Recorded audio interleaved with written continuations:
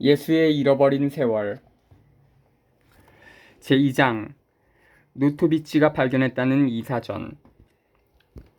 라닥은 어떤 곳인가?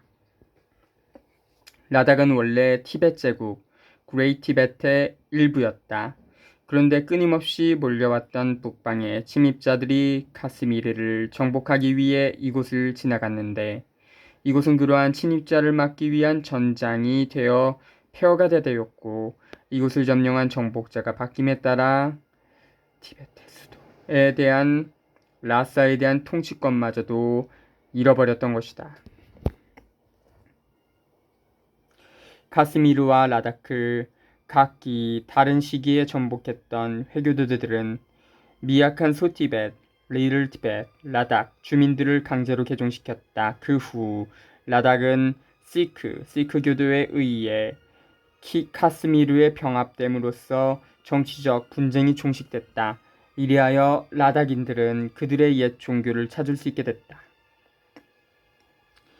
이 병합을 계기로 3분의 2의 라닥인은 그들의 사원을 재건하고 옛 생활 방식을 찾았지만 발티스탄만이 회교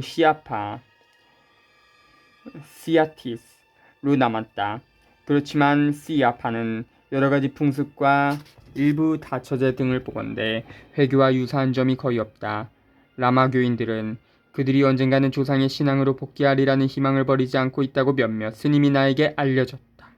라닥은 티베트의 수도이고 달라이 라마가 거주하는 라사에 종교적으로 복속됐다. 행정관 콕짓 뿐만 아니라 최고 라마 코토우토우테의 선거도 바로 라사에서 행해지기 때문이다. 그렇지만 라닥은 정치적으로 카스미르 마하라자의 통치하에 있다. 라닥의 주민들은 차이니스 투란 족에 속하고 라닥인과 참파스인으로 구성되어 있다. 라닥인들은 좁은 골짜기를 따라 마을을 이루어 정착 생활을 하고 있다. 그들은 2층 집에서 살며 정성 들여 집을 손질하였고 넓은 땅을 경작하여 살고 있었다. 라닥인들은 지나치게 못생겼다.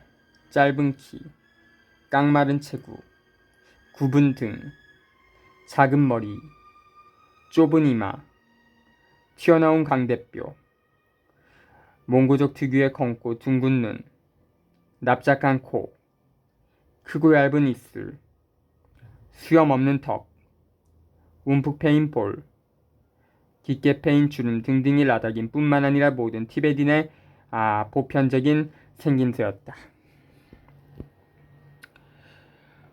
여자도 마찬가지로 키가 작고 광대뼈가 튀어나왔다. 그렇지만 여자는 남자보다 더 강한 체구를 가졌고 온화한 미소를 띤 밝은 얼굴을 하고 있었다. 여자는 쾌활하고 평온한 성격을 가졌고 아주 흥겨워하기도 했다. 혹독한 날씨 때문에 라닥인들은 부유하고 다양한 색상의 옷을 입지 않는다. 그들은 소박한 흰색 린넨과 엉성한 천으로 그들의 샤슈와 무릎까지 닿는 바지를 손수 지어 입는다. 부유한 사람들은 여전히 초가 일종의 코트를 입는다. 겨울에는 귀마개가 달린 털모자를 쓰고 여름에는 천으로 지은 모자를 쓴다. 이 천모자는 꼭대기가 안쪽으로 둘둘 말려 있었다. 그들의 신발은 가죽으로 덮인 펠트로 만들었다. 그들의 허리띠엔 바늘상자, 칼, 펜대, 잉크, 담뱃삼지, 파이프, 그리고 없어서는 안 될 진루의 등을 담은 사물함을 달고 다녔다.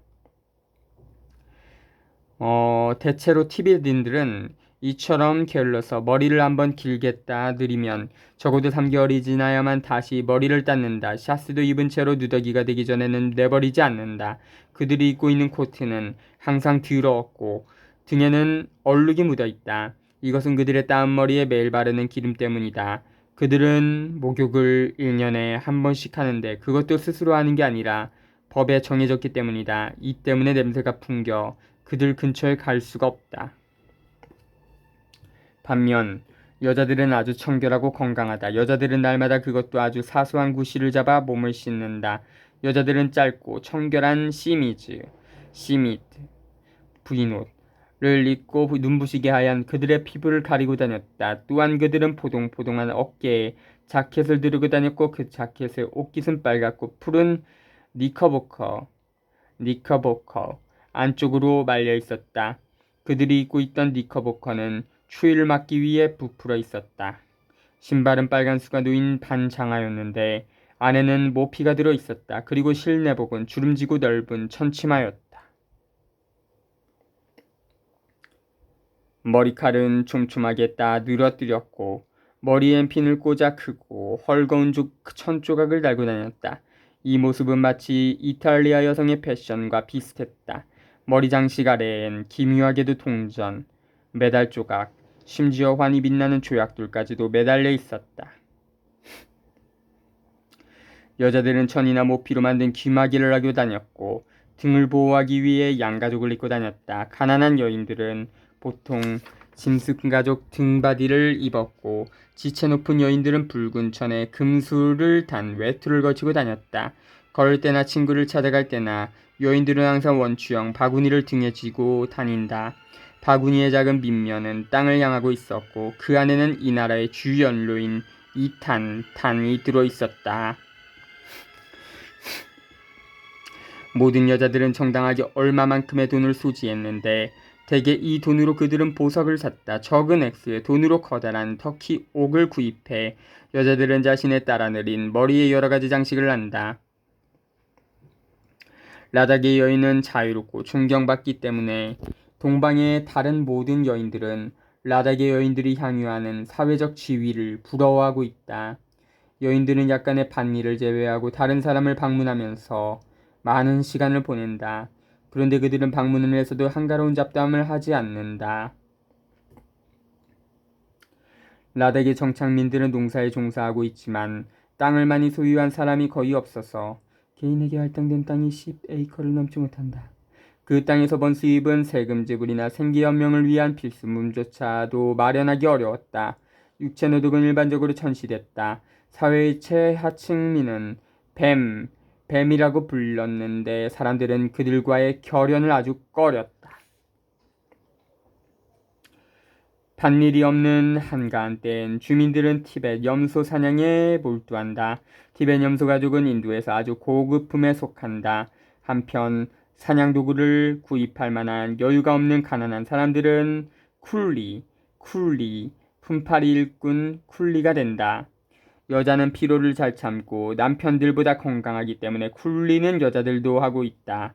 남편들은 너무 게을러서 열심히 노력하기보다는 한밤중에도 날씨가 덥건 춥건 가리지 않고 돌 위에 드러누워 잠을 자기도 한다. 일부 다처제는 사람들을 결속하는 요소가 된다. 뒤에 이것에 대해 상세히 이야기하겠다. 일부 다처제로 형성된 대가족은 약, 조모, 황소나 암소를 이용하여 공익을 위해 땅을 경작한다. 가족의 성원들은 공동체와 뗄 수 없는 밀접한 관계이고 그들이 죽으면 그 몫은 공동체에 기속된다. 대부분이 밀을 경작했고 밀알은 혹한 때문에 작았다. 보리도 역시 경작되었는데 그것은 가루로 팔렸다. 일단 밭일이 끝나면 사람들은 커다란 가시나무와 야초를 뜯어 모으기 위해 산으로 간다. 연료가 거의 없는 라닥에서는 이것을 연료로 사용한다. 라닥엔 숲이나 정원이 전혀 보이지 않고 종종 강가에 버드나무나 포플라, 덤불이 듬성듬성 보일 뿐이다.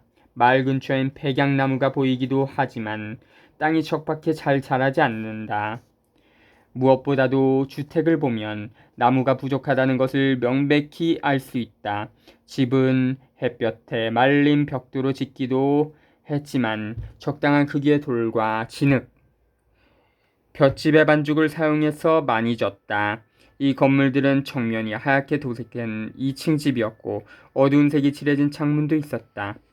주택의 평평한 지붕이 테라스가 되어 대개 야생화로 치장되고 날씨가 좋은 때 사람들은 테라스에서 자연을 명상하고 기도 문통을 돌리며 시간을 보내기도 한다. 집에는 몇 개의 방이 있고 그 방 중에는 항상 방문객을 위한 방이 하나씩 마련돼 있다. 방벽은 고급 모피로 치장돼 있다. 다른 방에는 침대와 가구가 놓여 있고 부자들은 작은 예배당까지 마련하여 거기에 갖가지 우상을 들여놓고 기도를 한다. 이곳 생활은 아주 규칙적이다. 라다기네 식단은 너무 간소해. 음식을 선택할 여지가 없다. 아침은 통밀빵을 먹고 점심은 나무 그릇에 밀가루를 담아 미지근한 물에 부어 먹는다. 그들은 이쑤불을 젓가락으로 잘 저어 반죽을 만들고 우유를 곁들여 덩어리로 떼어 먹는다.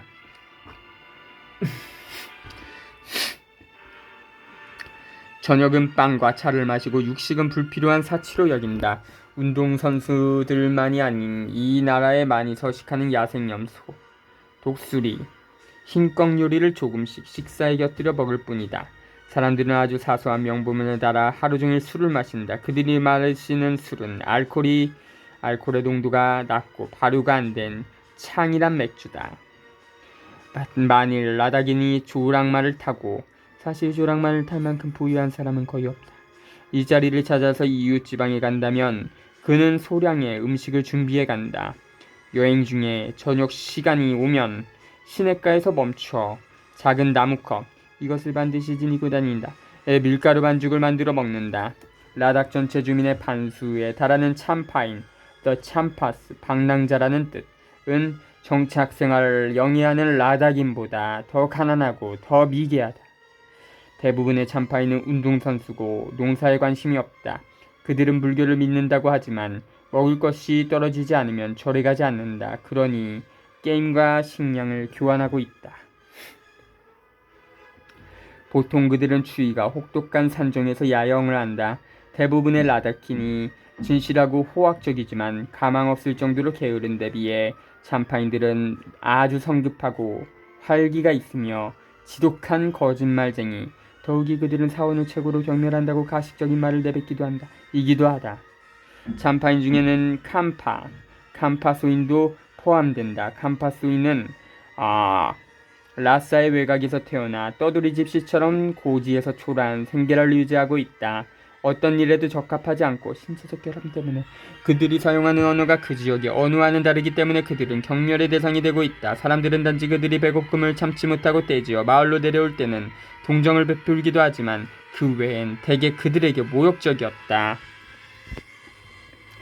모든 티벳 가족들의 성행하는 일부 다처제가 내 호기심을 자극했다. 그것은 붓다가 태어나기 전부터 있었으니 붓다의 교리에서 연유한 것도 아니다. 일부 다처제는 인도에서도 상당히 성행했었는데 이것은 증가하는 인구를 억제하는 활력소가 되기도 했다. 그런데 인구 억제는 끔찍한 여살의 간습과 이것에 대한 영국민의 반대 정책 실패에도 원인이 있었다. 마누 자신이 일부 다처제를 법으로 제정하였고 브라만교에서 개종했던 어떤 불교 스님들은 이 관습을 실론, 티벳, 몽고에 전파했다. 중국에서 오랫동안 억압됐던 일부 다처제가 티벳과 실론에서 성행하고 있고 인도 남부의 토다와 말라바르, 해안의 나이르 사이에 있는 더 칼무크족에도 성행하고 있다. 이 기이한 관습의 자취는 타스마이아인과 북미의 이로과이스, 아메리카 토인들 사이에서도 역시 발견된다. 시저의 갈리아 정복기, 데벨로 갈리코에는 10명 또는 12명의 남자들이 집단을 이뤄 한 아내를 공유했고 이것은 특히 형제간에 또는 부자간에 성행했다라는 말이 있어. 만약 우리가 이것을 인정한다면 일부 다처제는 유럽에서도 성행하였을 것이다. 일처다부제를 오로지 종교적인 견지에서만 고려한다는 것은 불가능하다. 티베트에서는 각 주민에게 할당되는 자금, 경작지를 고려해 볼 때 일처다부제는 경제적인 동기에서 가장 적절한 설명을 가할 수 있다. 120만 평방킬로의 면적에 분포된 150만 티베트인들의 생계를 유지하기 위해 불교도들은 일부 다처제를 실시해야만 했다. 더욱이 각 가족 중 한 사람은 성직에 헌정해야만 하기 때문에 가정의 경제력이 미약해진다. 장남은 항상 절에 바쳐진다. 절은 어김없이 마을 입구에 우뚝 솟아있다. 장남은 8살이 되자마자 라사로가는 대상들에게 위탁되어 도시에 있는 한 절에서 수련 등으로 7년을 보내게 된다. 거기서 장남은 읽기, 쓰기를 배우고 종교의식을 공부하고 팔리어로 쓰인 두루마리 경전의 능통에서 돌아온다. 팔리어는 이전에 고따마 붓다, 붓다 고따마의 탄생지로 유명한 마가다 국의 언어였다. 한 가정의 장남은 아내를 고르고 그 아내는 그 집의 모든 식구들의 아내가 되기도 한다.